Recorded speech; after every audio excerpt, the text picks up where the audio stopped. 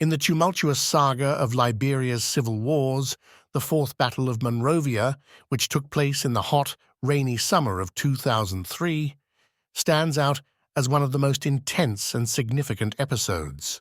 This siege marked the climax of a prolonged conflict, fueled by ethnic divisions, economic disparities, and the ambitions of warlords, each seeking control of the West African nation.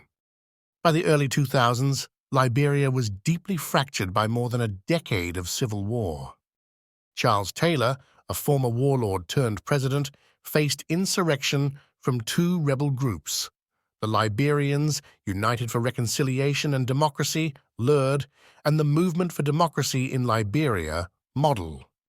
Both groups advanced on the capital from different fronts, determined to topple Taylor's regime, which they accused of corruption, oppression, and exacerbating the country's suffering. As the rebel forces gained ground, the tension in Monrovia, Liberia's capital, reached a boiling point. The city, crowded with refugees and weakened by years of conflict, braced for an all-out siege. By June 2003, LURD forces were positioned to the north and west of Monrovia, effectively encircling the city. In early June, LURD commenced an intense bombardment of Monrovia. Artillery and rocket fire became a daily horror for the city's residents as shells fell on markets, residential areas, and even hospitals. The chaos was indescribable, with thousands of civilians caught in the crossfire, scrambling for safety amid the ruins of their city. Charles Taylor's government troops, although outgunned and outnumbered, prepared for street-to-street combat. They erected barricades and took up positions in key buildings, determined to defend the city at all costs. The morale was a mix of desperation and fierce resolve to protect their leader and their homes from the advancing rebels. The international community, particularly the African Union and the United Nations, watched the unfolding disaster with increasing alarm.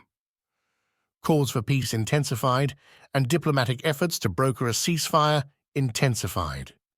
Meanwhile, U.S. warships appeared off the coast, hinting at the possibility of an intervention to protect civilians and facilitate humanitarian aid. The turning point came in late July, amidst one of the most brutal phases of the siege. Under intense international pressure and facing the untenable situation in Monrovia, Charles Taylor finally agreed to step down. He went into exile in Nigeria, paving the way for a transitional government. This decision was a crucial factor in de-escalating the conflict, as it removed one of the main obstacles to peace negotiations. Following Taylor's departure, the atmosphere in Monrovia shifted from despair to cautious hope. The rebels halted their advance, and ceasefire talks began under the mediation of African leaders and international diplomats. The siege left Monrovia in ruins, with thousands dead and many more displaced. The infrastructure was devastated, and the social fabric of the city was deeply scarred. However, the end of the siege also marked the beginning of a slow and painful recovery, supported by international aid and peacekeeping forces. In the months and years that followed, Liberia embarked on a challenging journey toward reconciliation and rebuilding. The war crimes committed during the siege and throughout the civil wars were addressed through the establishment of a Truth and Reconciliation Commission, which aimed to confront the atrocities and promote healing. The Fourth Battle of Monrovia remains a poignant reminder of the horrors of civil war and the resilience of a city that refused to succumb to despair. It serves as a testament to the power of international diplomacy and the enduring spirit of the Liberian people, whose hopes for peace and stability were renewed in the aftermath of the siege. The battle, though marked by tragedy, ultimately set Liberia on a path toward a more hopeful future.